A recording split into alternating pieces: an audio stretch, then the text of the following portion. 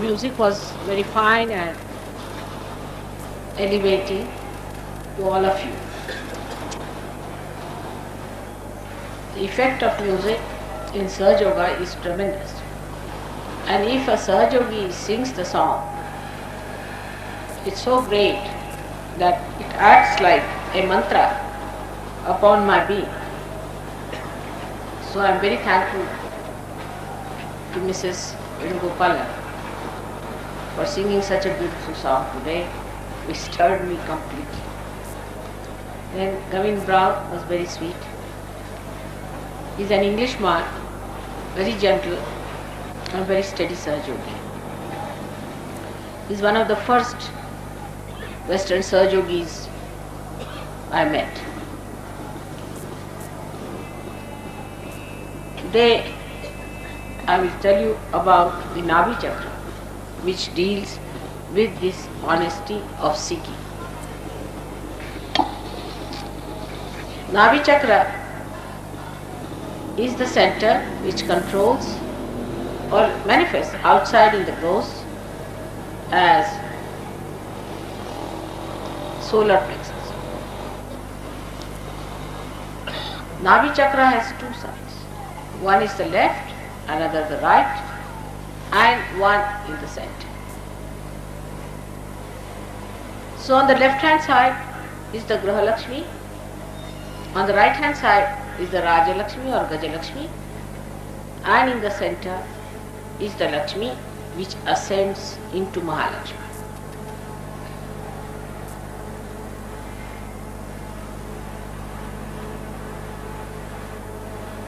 When the seeking starts,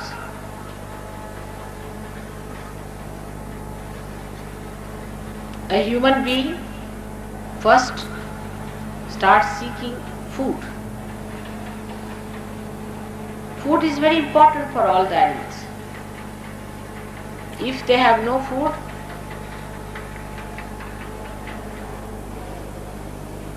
then they cannot exist. So the seeking starts with food. And when the shelter is sought, they try to find the water.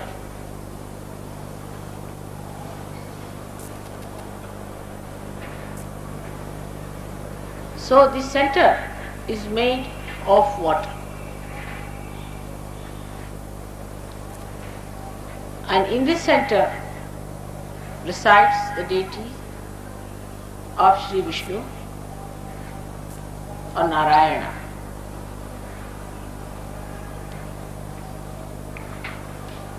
And his power,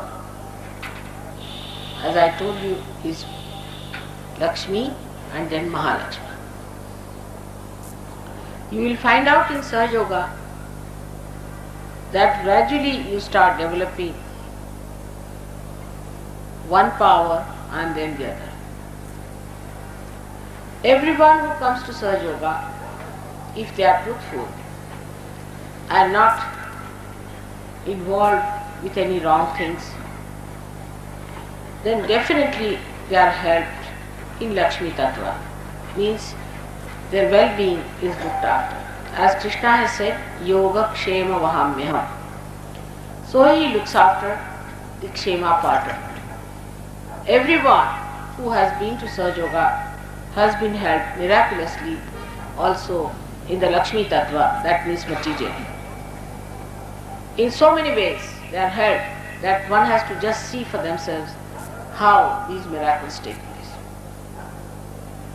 An example is of a villager who had a small little holding of land, and he was living hand to mouth every day.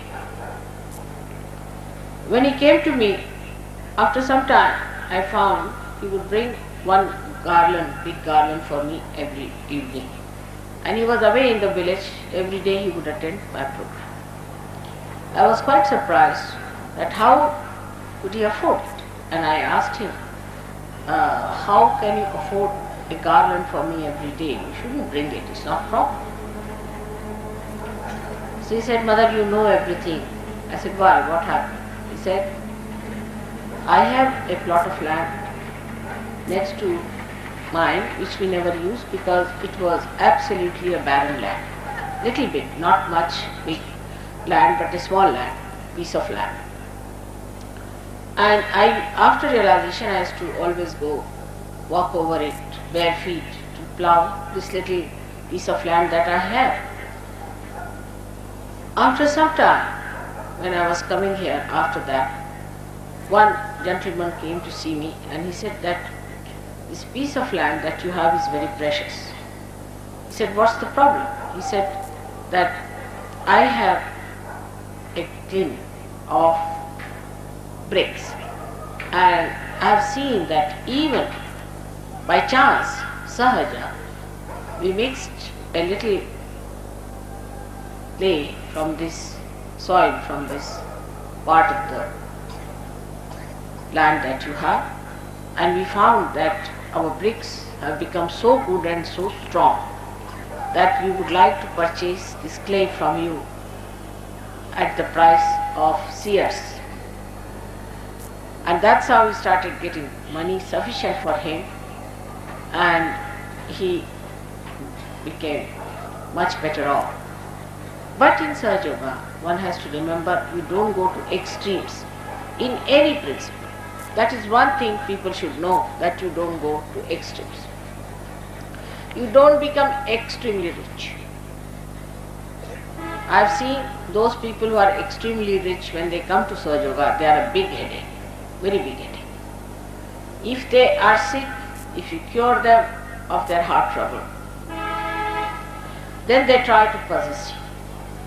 They will get all the heart patients, they will get all kinds of patients to you. You go on tolerating it, they try to possess you. They immediately start talking about their cures to everyone, they publish in papers, this thing, that thing. It's impossible.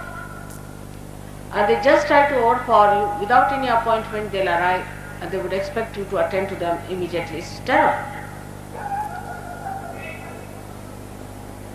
And then they'll send all the relations for cure. And you have to show all patients, all their friends, they become like agents. All their patients, all their relations, all their friends, they want to oblige them and spare no love, no affection, nothing for me. The Sahaja Yogis, if they try to say that no, you shouldn't like you like that and all that, they feel insulted. And they have tried curing much faster than anybody else does. They themselves are weak, they are sick people themselves, heart patients, this patient, that. But if you tell them, don't cure, they feel bad. If you don't tell them, they'll get sick and you'll have another problem. They never try to understand Sahaja Yoga in its big way. They just want to see it according to their own way of ego that they have accumulated with their money. And they never know how they go on hurting everyone by overpowering me all the time. It's very amazing. Whenever I've cured a rich man, I've been wanting to run away with from that person. I would never go to their house, I would not like to eat in their house. It's a very bad. So, too much of richness is also not good, because it gives you a tremendous ego that you don't see yourself, and anybody tries to say anything, protect oneself, then such a person feels insulted or humiliated. Not only that, but they try to mold me and mold the whole thing according to their business ways, which is impossible. See, they have to gain money, they have another attitude, because they earn money. I don't have to earn money or anything. If I am doing anything, I am really, in a way, I am obliging, isn't it? But they will force on me all the rules and regulations, everything, without having their own disciplines. So very rich people in Sahaja Yoga so far have been extremely troublesome, I should say, to me and to the whole organization. They are very narrow-minded. They cannot see the big vision that I have before me. Whatever little ideas they have about themselves and about their own thinking, reading, they will try to push on to Sahaja. It's not my experience once, but many a times. Then some or other, it so happens that they drop off. So too much richness gives you a tremendous ego, worse than even, I would say, a bulldog. It's impossible for a rich man to see that all these riches are outside him, they are not inside him. He has to be rich in heart to understand compassion. Compassion doesn't mean that you give alms to others or if you give money to others. It's not that. On the contrary, you just help beggars by doing that. Compassion is that works. Compassion is that flows. Compassion is that manifests. It is not in compassion where you can make it materialize it, all right, come along, I'll give you 100 rupees. On the contrary, giving somebody 100 rupees is the worst. I have tried this with some Sahajogis who were with me. I tried to give them some money, sometimes they were very, very poor. They became horrid. Some of them started drinking, some of them took to some other ways and they became sort of addicted to money. It was impossible. And they tried to spoil as many Sahajogis as they could.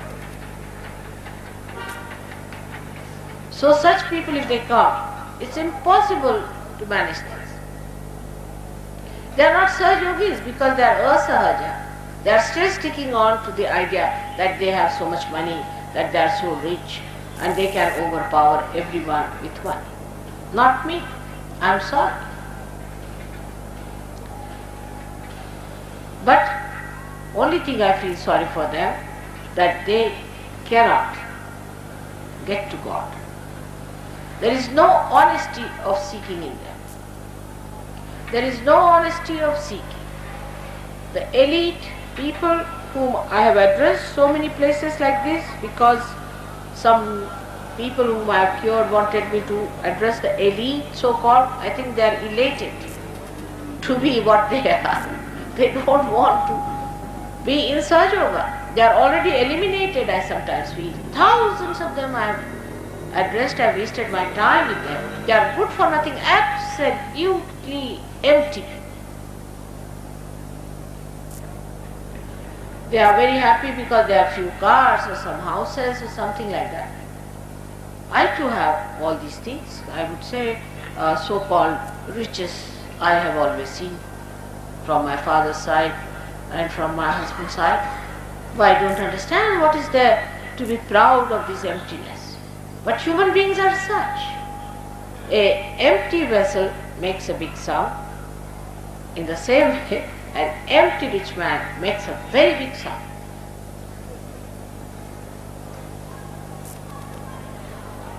Not that the very poor are also good, because those who are extremely poor are busy with their food problems. They have little problems and their values are still have to come up to a point. It's only in the middle you can work out Sahaja Yoga better. Those who are extremely rich and proud cannot come to Sahaja easily. Those who are very poor also cannot come to Sahaja. But when this middle part of the river is enriched and starts flowing well, it splits on the sides and then it can engulf. But you cannot start it the other way round. I have tried both ways, and I have told you what happened. Whom I gave money, whom I tried to help through giving money, became wayward, useless, frivolous people, got lost to Sahaja Yoga, and those whom I thought were moneyed and satisfied people had another role to play, is to possess me all the time, to use me all the time whenever they wanted, for whatever purpose they wanted to use me. And they must know, you cannot possess me. You cannot possess me. But this kind of an ignorance still in their minds is that they can possess God, they can possess everything. For such people, there are no reasons to come to Sahaja Yoga, to be very frank. And even if they come to Sahaja Yoga, they have to know that for mother, richness of heart, understanding of Sahaja Yoga, humility, non-possessiveness are very important.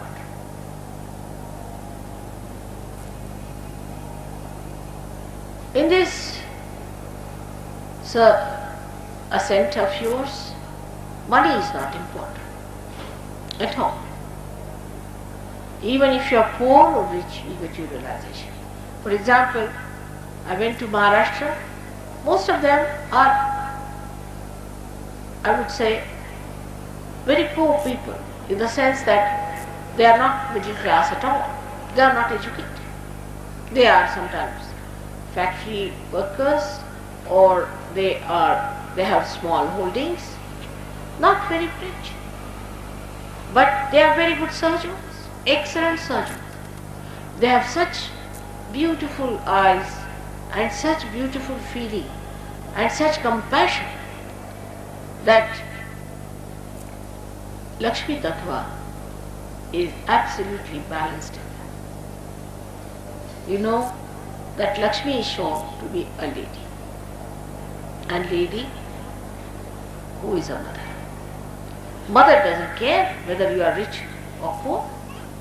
If her one son is rich and another is poor, she'll pay more attention to the poor and ask the rich to give his money to the poor also. She is not bothered. If somebody is in need, she will be the first to help the person who needs. Now, this is a spiritual thing in the spiritual life. The person who is a real seeker, who is a truthful seeker, the mother will go out of the way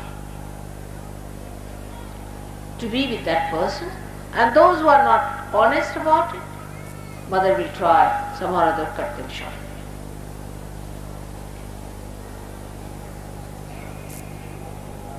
The problem that lies with human beings is that they do not know what they want.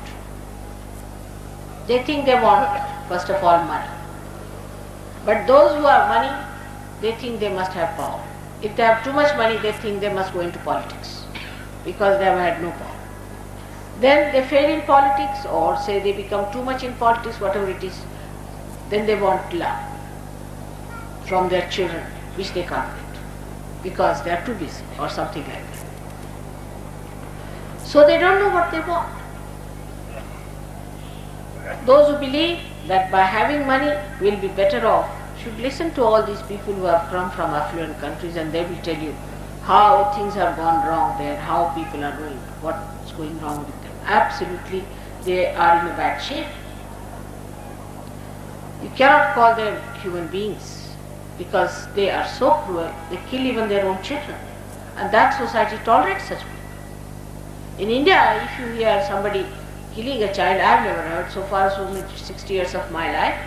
But supposing you hear someone has killed his daughter or son, nobody will ever look at that person. He will not be allowed in the society. Nobody will even give any girl in the marriage to such a, to his daughter or a son. He will be absolutely barred from the society. No one can think of such a relationship between children and parents. And then there are funny relationships also. It's something so absurd on both the sides, on cruelty and on morality. They are so absurd. It's impossible to understand. So money has given this ego, and they say, what's wrong? What's wrong? It's absolutely malignant attitude. When you say what's wrong, that means you do not want to keep your relationship with the whole. You do not want to keep your relationship with the primordial one, the one who has you, everyone within himself. We are part and parcel of the whole. And how can we say, what's wrong? I'll do what I like. You just become like a malignant cell.